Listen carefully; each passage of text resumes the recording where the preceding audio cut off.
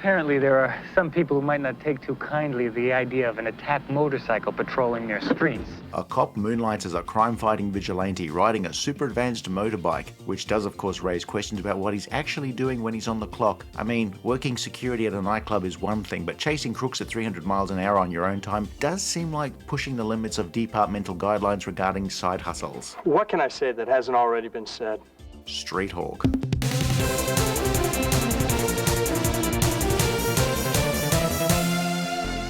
You should be out on the street looking for your buddy, Street Hawk. Street Hawk debuted in early 1985 on ABC and lasted on air just long enough to give us one short season of crime-fighting adventures. A former motorcycle cop is recruited by a top-secret government agency to test out an advanced bike known as Street Hawk. So named because it possibly rolled off the tongue better than some of the other alternatives that had been workshopped, like Road Skunk, Avenue Emu, and Cul-de-sac Coyote. Did you ever see that Street Hawk character? No, I don't think so. Jesse Mach is a motorcycle cop who's not above performing daredevil stunts during work hours, while his buddy Marty takes bets from other officers. You're both suspended for 2 weeks. One day, Jesse and Marty are out in the desert riding dirt bikes when Marty runs into a drug deal gone wrong and is killed. Wait, Chakotay's run over by Doc Brown? Jesse himself is also badly injured, with his knee looking like a swollen melon wrapped in a large portion of spaghetti bolognese. With a knee like that, he's unlikely to ever be allowed to ride a motorbike for the department, and he's certainly not going to be laying carpet. I'm a motorcycle cop. All I know is the street. Instead, Jesse is reassigned to the department's public relations section, where he'll be a desk jockey. He's approached by Norman Tuttle about working on a classified project. If he agrees, the government will pay for a new and expensive surgical procedure on his knee, and then Jesse will be able to test out a new, super secret and ultra advanced motorcycle codenamed Street Hawk. Jesse ultimately accepts, and after his operation, he has to start training to regain his fitness. Such is the advanced nature of Street Hawk that Jesse will have to have a suit specially made for him, where he's immersed in a tank of goop while a cast is made of his body. Well, at least that's what Norman told him, because he might have just been doing that as a payback for the time Jesse put wasabi in his eye drops. Whoa! What'd I do? Together, the pair will test Street Hawk in a variety of scenarios under strict testing conditions. At least that was the plan. On an early test, Jesse intervenes in an armed robbery, and Street Hawk's existence is now in the public domain. An unidentified man riding a custom motorcycle was also reported at the scene. Street Hawk remains a highly confidential project, and so Jesse's dual identity is important, especially when reports of Street Hawk's exploits hit the media, where he becomes a folk hero, but one where the name of a top-secret government project is now plastered across the front page of every newspaper in town. But go easy, don't draw attention to yourself. Of course, while it was the actual bike called Street Hawk, to the press and the public at large, its rider is now known as Street Hawk. While the cops are often exasperated, their strategy in dealing with this vigilante, raising their arms up in the air and going, what are you going to do? What about Street Hawk? Will you stop calling him that? So by day, Jesse works PR, writing press releases about why the department can't capture this vigilante known as Street Hawk, while he's also Street Hawk. I do wonder why no one's ever put two and two together. No one's made a serious connection between Jesse and Street Hawk, especially after they've read Jesse's press releases. What do you think she's gonna do if I tell her I'm Street Hawk? Jesse, you can't tell her that. You can't tell anybody that you're Street Hawk. While Jesse is no longer a motorcycle cop and he's not a detective, he now takes it on himself to look at some crimes where he'll just ask a few questions here and then as Jesse Mach. And then, when no one else is watching, he'll take Street Hawk out over Norman's objections. Sometimes Street Hawk is used in cases that the police force have struggled with, and at other times the missions were more of a personal nature. But of course, very often and very conveniently, there would be quite a bit of overlap between the crime of the week and the testing of the bike. 2, 1. Street Hawk is very fast and can go up to 300 miles an hour when using hyperthrust, which is a powerful process so advanced that it needs to be controlled by Norman back at base. Street Hawk also had some advanced braking systems that could stop the bike almost on a dime, and with the right timing, Street Hawk could pull off some impressive tricks. But it isn't just a fast bike, it's a mobile arsenal, where it's armed with lasers, missiles, and submachine guns. It has various onboard scanners and sensors. The rider's helmet featured a heads-up display and various vision modes, but crucially, and perhaps mercifully, you can't use it to watch high frame rate 3D versions of The Hobbit. You know, it's just not healthy to burn the candle at both ends. Well, that's why a candle has 2 ends, Norman. Jesse Mach was cocky, confident, somebody whose hobbies seemed to be babes and bikes. but not babes on bikes or even bikes on babes. He compartmentalizes. He's charming enough, though he's a lazy sod judging by how little he seems to do during his day job as a cop. However, as the writer of Streethawk, Jesse's able to solve all manner of crimes that he's supposed to be apologizing for during the day. It wasn't the cops who saved me.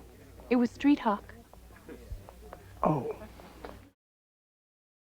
Rex Smith is fairly charming as Jesse Mach, though he's not quite got the presence of a David Hasselhoff or a Jan Michael Vincent. Originally a pop singer and star of stage musicals, Streethawk was his first job that didn't require any musical skills.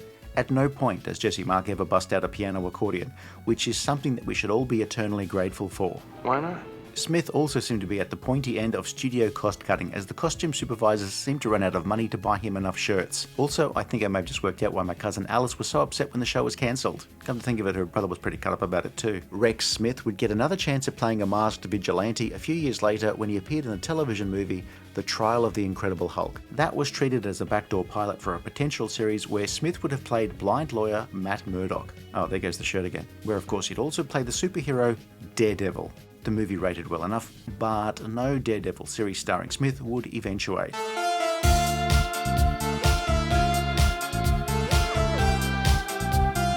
Well, I don't want to be obvious. You know, for you, obvious works, not me. Norman Tuttle was a government researcher who has his own way of doing things, where he's methodical and precise.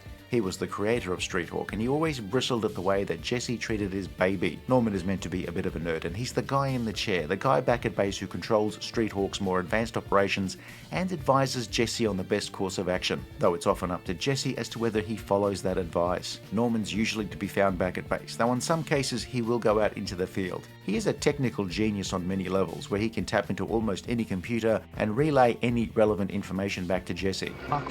What's a cookie?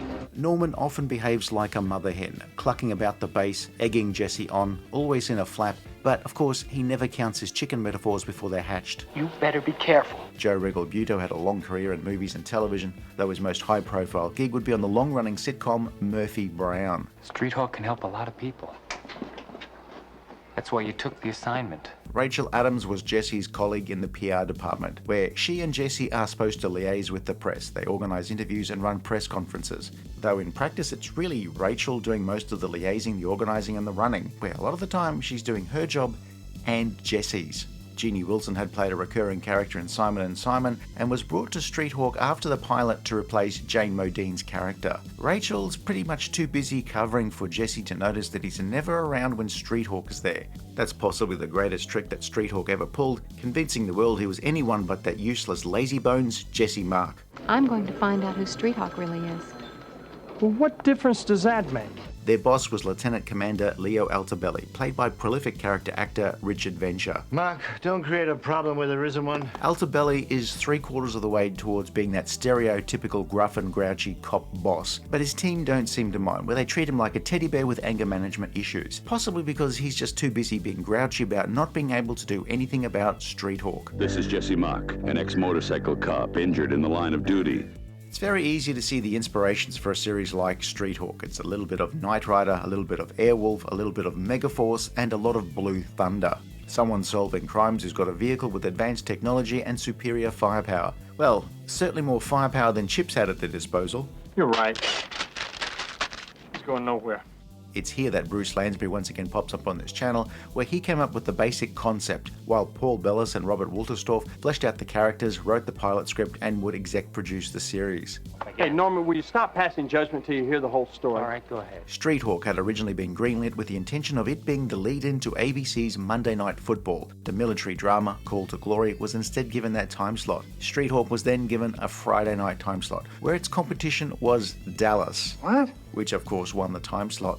Streethawk is a good example of just how important scheduling is, where you not only need to be a show that people will want to watch, but you also have to be a show that people will watch over any other show. Streethawk's original Monday night time slot didn't save Call to Glory, but the following season would see the debut of MacGyver, and when it eventually became the lead into Monday Night Football, that show would run and run. In fact, MacGyver was a series with legs. It had very long legs. Longer legs than a daddy long legs, with legs so much longer than the other daddy long legs that the other daddy long legs would describe it as leggy. Which is not a bad thing. Street Hawk, of course, was an action series where the vast majority of stunts involved vehicles. Now that's a fairly expensive thing to do, so without massive ratings, and I mean really big ratings that would bring in the advertisers, Street Hawk was cancelled after 13 episodes. Never kick a man while he's down. It would go on to be popular overseas, but the economics of television at the time meant that a series like this would really only make money for the studio if they ran on network television long enough to build up a few seasons for sale to syndication. So Street Hawk would become yet another one of those promising series that would be put into the vault of almost, where shows with potential didn't quite make it to hit status, but you can't quite let them go. Put it away. Forget about it. Oh, I'd love to. Street Hawk as a series was and is quite fun, where it really does wear its influences on its sleeves. However, the motorcycle and the characters were just enough to make this feel like you weren't just watching a cynical copy of more successful properties. And honestly, perhaps that's exactly where it came from. Maybe it just was an attempt to chase down the likes of Knight Rider. But either way, Street Hawk is enjoyable enough on its own. Norman, I'm in the middle of a high-speed chase. Well, there's always room for improvement. The duo of Rex Smith as Jesse Mach and Joe Regalbuto as Norman Tuttle make a great double act, though very little is done with the characters of Rachel and Altobelli. They'll each have a single episode where they feature just a little more heavily than usual, and that's something that may have been addressed had the series continued. But of course, we can only deal with those 13 episodes that were actually made. I want to know what makes that guy tick. The villainous schemes are often rather standard, and they were the sorts of things that you would see in so many of these series, particularly the ones that didn't last all that long. It's a strange coincidence. Some of the actual investigations by Jesse are done solidly, but there's not a lot of depth to those stories. However, one thing that Street Hawk has over similarly short-lived series, it never does start to feel like they were running out of ideas towards the end. You never get to the point where they lost interest in using the bike or tried to pivot away from the stunts in order to keep costs down. Street Hawk was meant to be used for control tests and not police work, while Jesse was meant to maintain his day job, though it does rarely seem to work out that way. Jesse will often make his excuses in the middle of the day. Where the hell is Mach? And rides off as Street Hawk, often leaving Rachel to deal with the press, who are wondering what the police are doing about this Street Hawk fella. This whole Street Hawk thing is beginning to get to me. Jesse seems to constantly find new ways of not actually doing anything, where he pushes his workload onto Rachel. Where did he go? That way. Yet at no point is he ever put on a performance improvement plan or suspended for dereliction of duty, though he does come very close in the pilot. Now, if you don't have a real good excuse for being everywhere but your desk, I'm filing a formal complaint with Commander Altobelli and Commissioner Miller. So while most of the cops aren't thrilled about Street Hawk, it's really only Altobelli who seems to have any desire to half-heartedly find out the identity of this helmeted vigilante. I'd like to have that two-bit road warrior right here. Right now. There you go. The series also has trouble defining just exactly what Jesse Mach is supposed to be doing. Because, Jesse, you never do anything until the last minute. In the pilot, he was a motorcycle cop who was assigned to the PR department. You know, you're not a street cop anymore. You work for public relations now. But in the series, things get a little hazy. In the series, he's working for the PR department in some episodes, and on others, it's almost as if he's a detective working cases, where he visits the forensic lab or interviews suspects and follows leads, which doesn't necessarily sound like the usual duties of somebody who works in public relations. I don't think Lieutenant Colombo wrote too many press releases, and I'm not even sure that Hunter could write. You know, I've been going from Officer Mach to Street Hawk back to Officer Mach so fast lately, I ain't had time to be good old Jesse. When you took Street Hawk out of the equation, the actual criminal schemes would seem awfully familiar. Taking down a ruthless drug smuggler who killed Jesse's buddy. Another old buddy of Jesse's turns up and turns out to be a hitman hired to take down Street Hawk. The man who's going to help us kill Street Hawk. Man, that's going to be awkward. An aggressive New York cop turns out to be yet another killer. Jesse has to get a Vegas showgirl to court to testify in a big case, but then again, that's easier said than done. Please, let's not argue over Street Hawk. Jesse's assigned to schmooze a singer and instead gets caught up in a murder. There are businessmen being extorted, but none will talk to the cops, while one of them tries to woo Rachel. An old girlfriend of Jesse's shows up and he takes his shirt off. An old girlfriend of Norman's shows up and he takes his shirt off. Incredible. An old friend of Jesse's shows up, but both he and Norman each think they have a shot with her, despite people trying to kill her at the time. But in the end, everyone does keep their shirt on. I plan to reveal the identity of Street Hawk. Altobelli meets his office nemesis and then finds himself in the unique position of defending Street Hawk. From what I hear, Street Hawk may just have saved Kavanaugh's life. Wait, Street Hawk?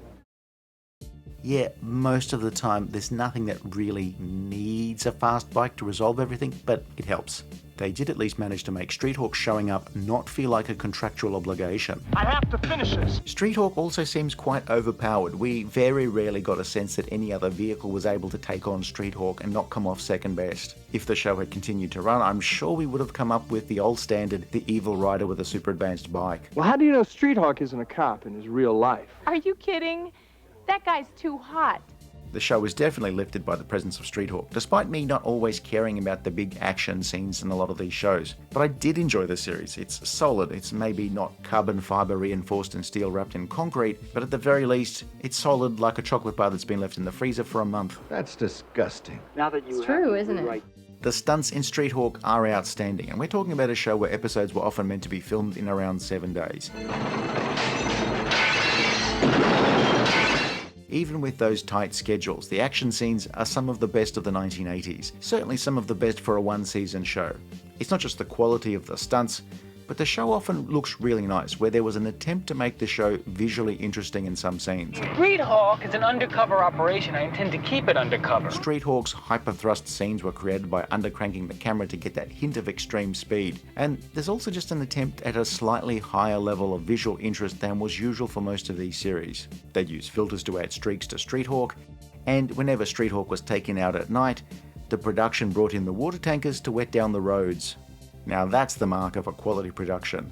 Wetting down the road so you get all those lovely reflections when shooting at night. Street Hawk happens to be a very delicate machine.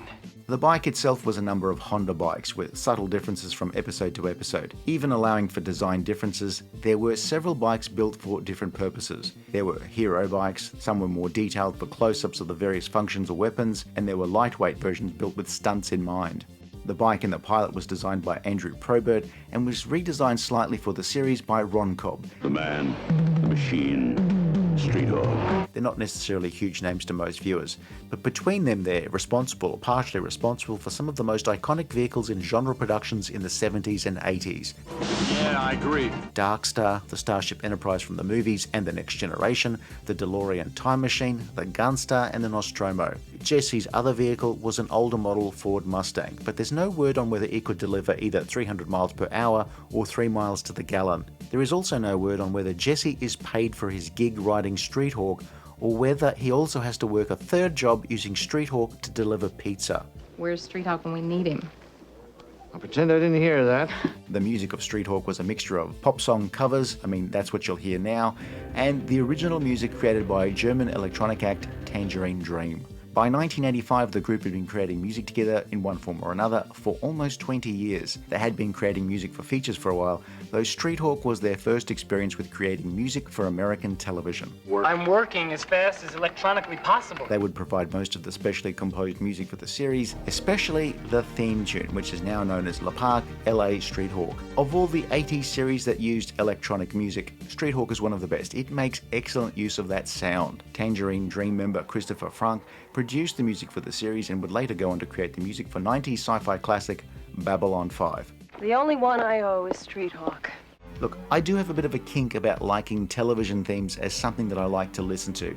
And I also have a fascination, or even a sub-kink, for the sort of music from short-lived series, where it's great tunes pretty much wasted on something that didn't run for years and years. Not every series that ran and ran has a great theme tune, but many do. But it takes a really special piece of music to make a lasting impact in 13 weeks. Anything in there about a nut on a motorcycle? So in those 13 episodes, or 14 if you're watching the versions where the pilot was split into 2, there aren't a lot of big guest stars. There wasn't even time for Lance to show up. But there's Christopher Lloyd as the villain. We have a guy who's Jesse's oldest buddy, played by an actor who looks incredibly like George Clooney with a terrible mullet. Except that is George Clooney with a terrible mullet in one of his earliest and most mullety roles. There's Marjoe Gortner, Sybil Danning, Joanna Kearns, Belinda Montgomery, Charles Napier, Dennis Franz, Mark Alimo, Key Luke, and Bianca Jagger. Now that's a very mid-80s guest star list for a show that only ran half a season. Think I'll ever see Street Hawk again.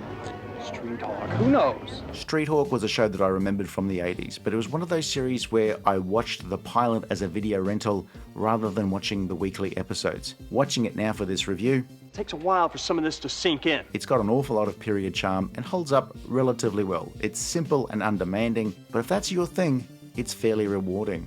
Yeah, I do feel better, yeah. If I was to rate this among some of the other one-season wonder series from the 80s that we've reviewed so far, I'd probably put it here, well above Powers of Matthew Starr, where it would probably be in a tie with Manimal, but definitely still trails Automan.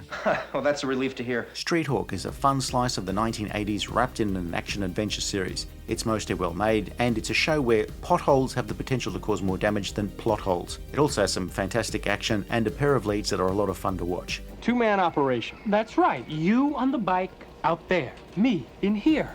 And while it was a very short-lived series, it had just enough potential to leave you wanting more. That's the last we'll ever see of Streethawk.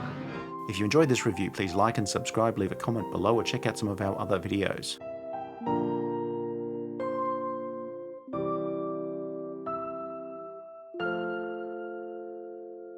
Streethawk is suffering from an acute schizophrenic neuroses induced by a severe pre-adolescent trauma.